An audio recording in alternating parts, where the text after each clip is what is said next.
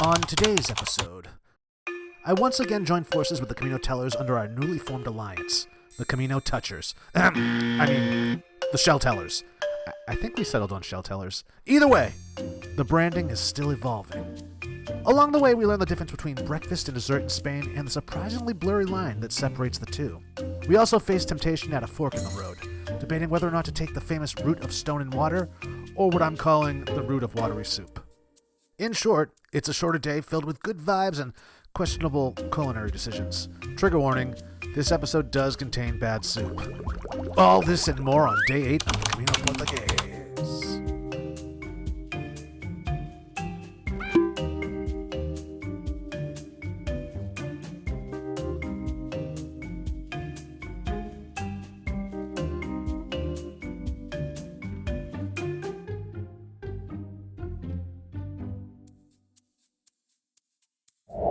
After a really solid night of sleep at my albergue, I woke up early enough to even take a shower.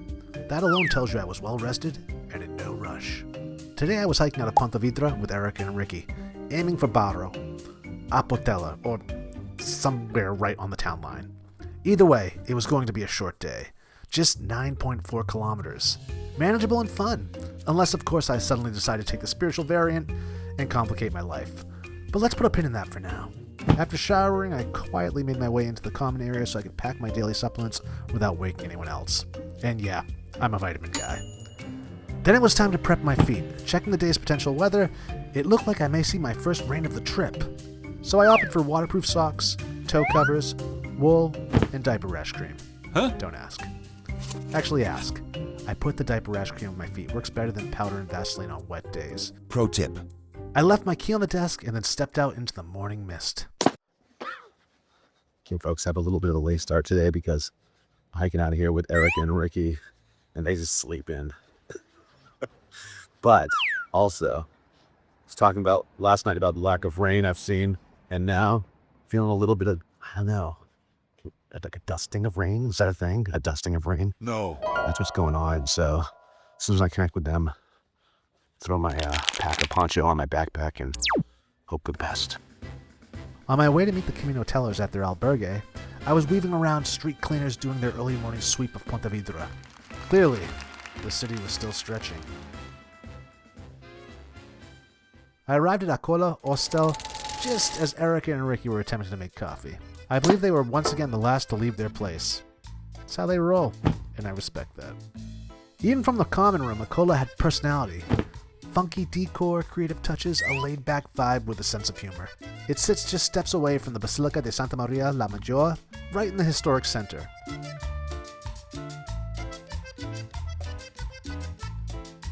Soon enough, we were on the move. Excited, under-caffeinated, and in need of reinforcement. More coffee. And most importantly, and I may be only speaking for myself here, tortilla.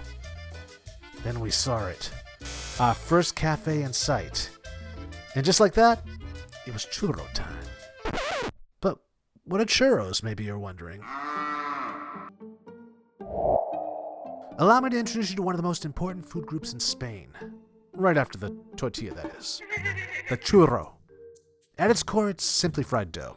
Flour, water, a pinch of salt, a thick, sturdy mixture pushed through a churrera or pastry bag fitted with a star-shaped nozzle. Those ridges are not meant to be decorative, however. They actually increase surface area, help it crisp evenly, and prevent dough from bursting in hot oil. It's engineering disguised as breakfast. Or maybe dessert disguised as breakfast.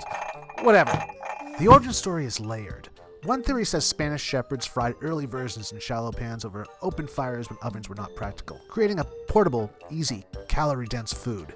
Another theory looks outward. In the 16th century, Portuguese traders encountered the Chinese fried dough called yatiao. That's fried dough sticks in English.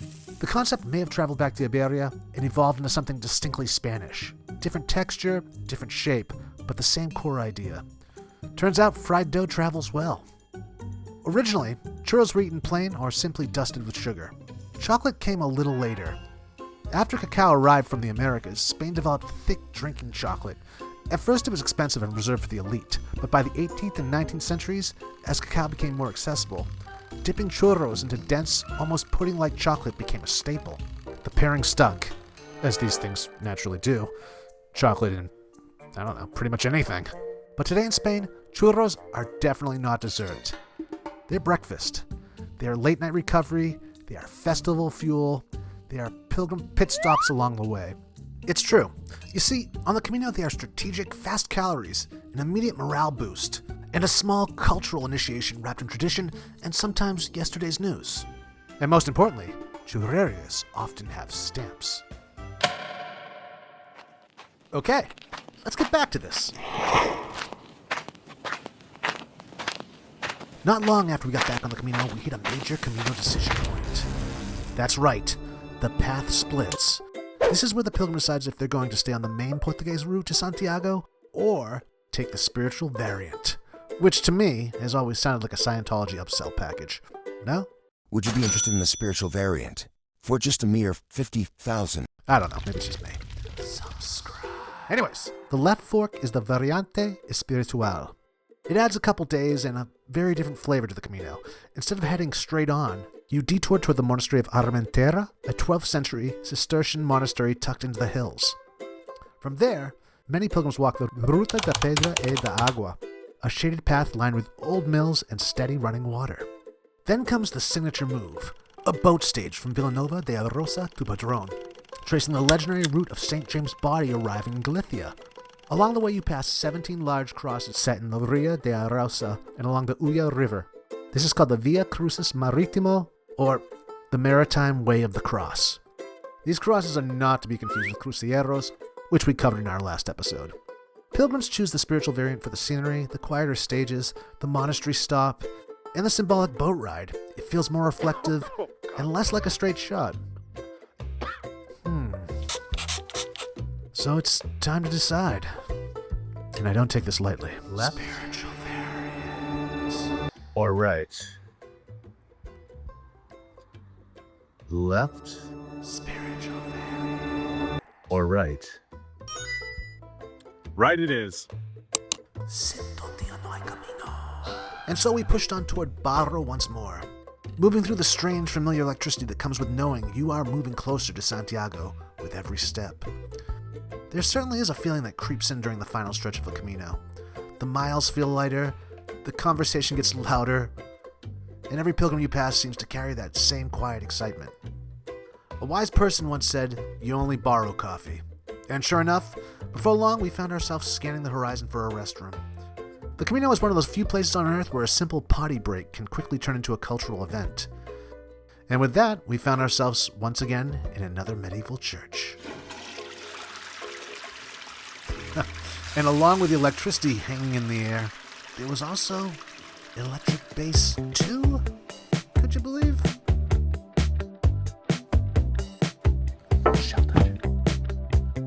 She said seashore by the seashore. Again. She said seashore by the seashore. One more time. She said seashore by the seashore. Again.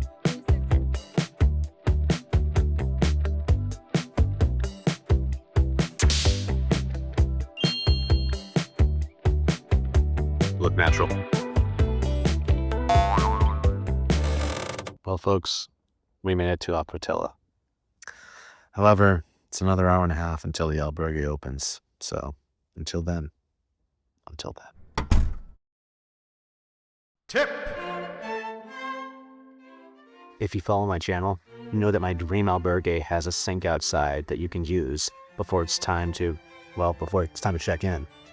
And that's what I've discovered today, is this albergue actually does have a sink outside. It doesn't open until 3, so I have a whole other hour. But in the meantime, I can wash some dirty clothes. And before I knew it, it was 3. What are you doing? Are you taking over Lily? Yeah, I am. Okay, what I want you to do now is step forward 1 step. The moment the door opened, you could feel the love in this place. The walls were not really walls at all, more like a giant guest book covered with messages, quotes, and little notes from pilgrims who had passed through before. Right then and there, I knew all I needed to know. This guy starts a conversation with everybody. I'm never going to be able to sign in. But I was wrong, and soon I was in.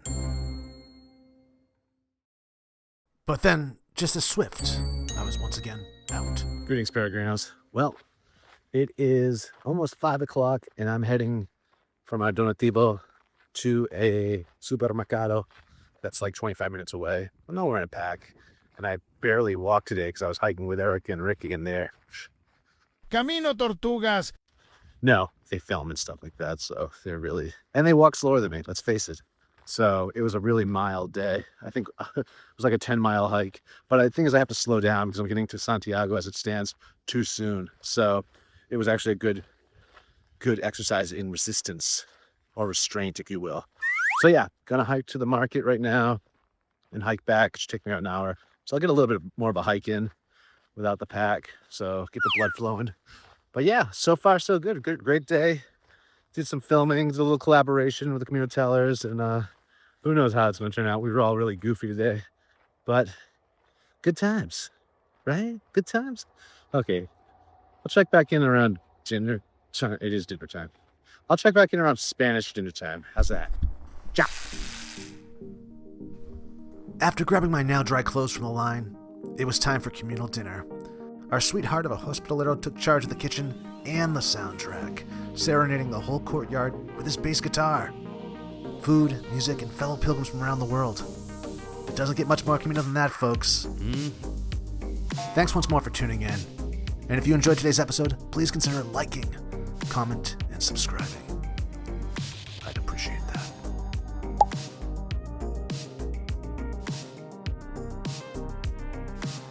Until next time. Oh, shell toucher, walk beside me. Oh, shell toucher, down the old stone way. Side by side through starry nights and laughter. We'll sing, we'll laugh, we'll la la la all day. Oh, shell toucher, la la la all day. Sin Tortilla no hay camino.